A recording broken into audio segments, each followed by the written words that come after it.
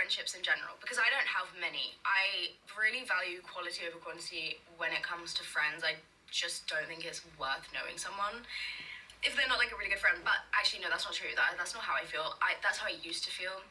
So then the issue with that was like I took all my acquaintances to be my good friends, and then what ended up happening was like, obviously those people do me dirt because they didn't even fucking know me and I didn't even fucking know them. And nowadays, like, that wouldn't affect me because I'm like, well, I don't care, like, I don't hold you close to my heart or anything. But those days I used to hold everyone close to my heart. Do you know what I mean? So, and I just thought everyone was like innately a good person, which like unfortunately they're not. And then I ended up getting so hurt. So then basically what I did was freak out, have like the world's biggest panic attack for like 2 entire years. And I cut off all my friends because I was like, well, no one's trustworthy. How can I tell the difference between a good and bad friend? And then I was like, oh, actually, well, I've known all along how to tell the difference between a good and bad friend. I just need to start like honoring it. You know what I mean? So then I was thinking, well, what makes a good friend? Because I have about 2 friends that I consider friends, and everyone else, I'm friends with them, friendly with them. But like, would I call them my friend? Like, because I think of friends as like kind of my family, and everyone else, I would call them a friend, but it's like, do you know what I mean? I'm not fussed about you.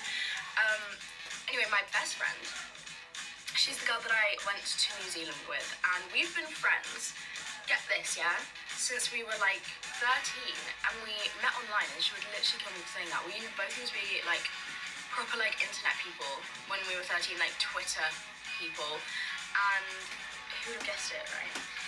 And then that's where we met, and then our parents like let us meet up in real life like 6 weeks after we met because we lied to them, and we were like, we've known each other for like years actually.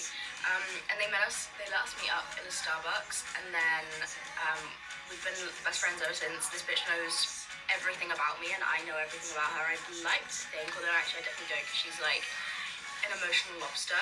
Anyway, so we went together, and we were living in a van, and it was a very small van. Am I speaking too quick? Sometimes I clock on to that. Anyways, we were living in a van, and it wasn't very big. Like, it wasn't like one of those like fully well-equipped vans. It was like 2 seats in the front, and like essentially the same as the back of my current car, but just like turn it into a bed, flip it into a bed. So, needless to say, we're not a big space, and we were traveling for 5, nearly 6 weeks, and so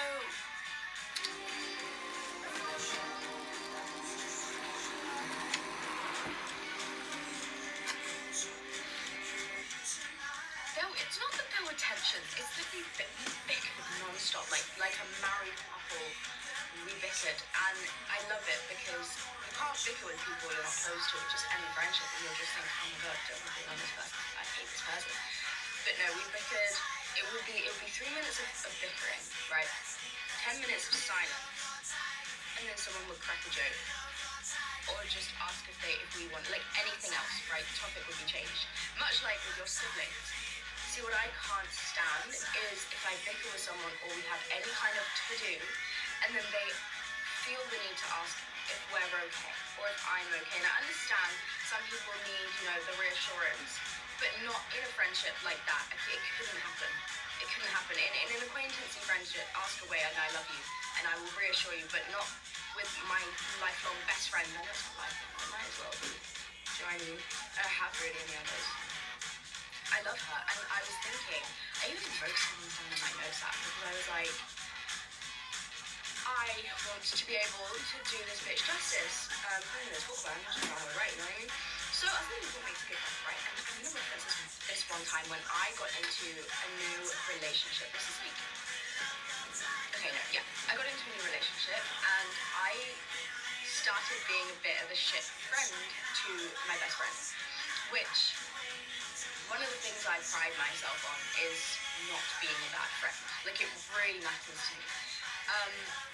I give a lot, I hope I give a lot of energy, but then I think, well, I don't ever reply to people's texts, so do I really that much energy to being a good friend? But then I think, yeah, it's about the bigger things. Anyways, also I do need to work on that, but anyways, so my best friend, she texts me and she's like, you're not the person that I have been calling my best friend for however many years. And I was like, whoa, because she doesn't tend to like call me out.